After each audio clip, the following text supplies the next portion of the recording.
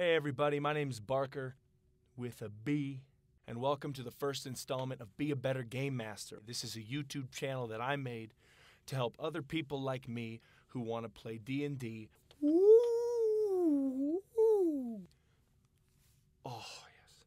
GURPS or any other RPG, whether it be werewolf or vampire, anything to help people become a better game master. Better game master. I've been game mastering for about 10 years. The reason I started is because no one else ever really wants to in my group. Let's get right down to brass tacks, okay? Build a world. This is the reason I became a game master. This is the reason a lot of other people become game masters, okay? Their own world, their own planet, their own cities and towns and villages and magic items and mountain ranges, everything. The biggest problem with creating a world is that it takes so long. I do not have 2 months to sit down and build a world before we start playing, because frankly, I want to start playing now, don't you? So in this tutorial, I'm going to teach you how to create a world while playing in it at the same time. The biggest problem in your mind right now as a game master who wants to build his own world is that you have players that want to play right now, but your world's not done. Your world's not complete. Step 1. This is how you do it. Start small. Tiny, small. Start small and grow from there. I'm going to give you a couple of examples of what I mean. I have something here. Needs to go.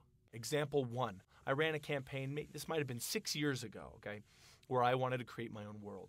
And each of the characters, there were 4 players, each of the characters were born on this one island with one village. And the tradition of this village was that nobody was ever allowed to venture off the island into the world until A, they reached a certain age, and B, once they reached that age, they accomplished a specific mission. So what I did, just to start, is I created the island. That's all I did, the island that this village was on. And south of the village was like a cave.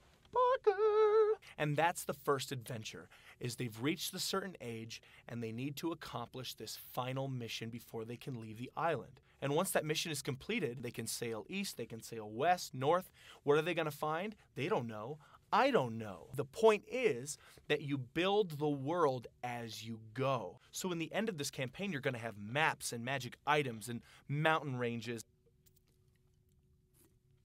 and cities and people, important people and politicians and greed and cults and deities and gods that you create as you go. That's basically the first step. My second example of a world that I created where it's 2 players, both of them woke up with amnesia and they couldn't remember anything about their lives, about the world. They just knew that they could speak and they had these crazy abilities that they discover as they go, and they actually wake up on the ship, fight their way off the ship. It's in a storm, so the ship crashes into an island, where they commence with their first adventure. And then pretty soon, that part's going to be over. They're going to sail off. What are they going to find?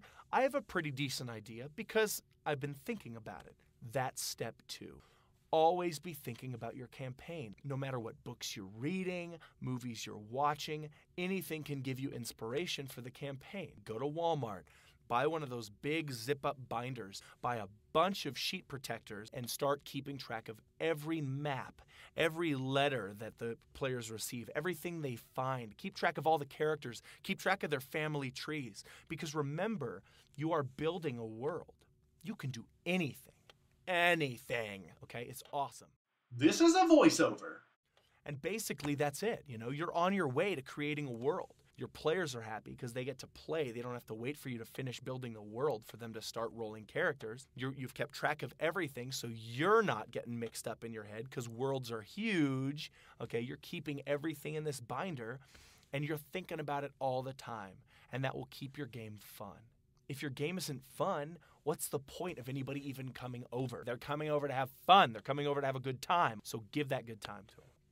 Basically, that's it for the first installment of Be a Better Game Master. I hope you all learned something. For all your current GMs, I hope I did something to maybe give you some inspiration to make your campaign a little better. And for someone who's looking into GMing, I hope I made it a little bit less threatening than it actually is, okay? I hope I made it seem fun, and good luck in your future endeavors. See you later. This is Barker signing out. Godspeed.